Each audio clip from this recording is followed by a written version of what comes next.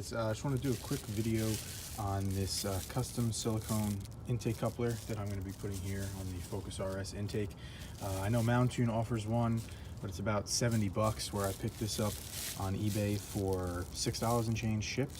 So it's a 76 millimeter or 3-inch silicone coupler with a 45-degree angle. So I'm just going to be popping this off. I'm going to trim this to spec, reinstall it, and we should be good to go. So first few steps, I just pulled the engine cover off.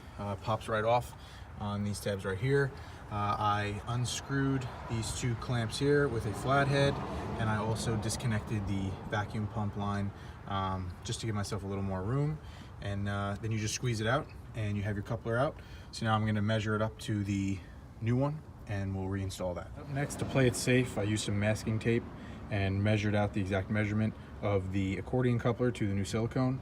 And now I'm going to use a razor, cut that off, and we'll have an exact match. Coupler is on.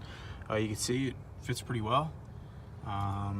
Reconnected the vacuum hose, and I'm going to put the engine cover back on, and we're going to be all good to go, and we'll start it up.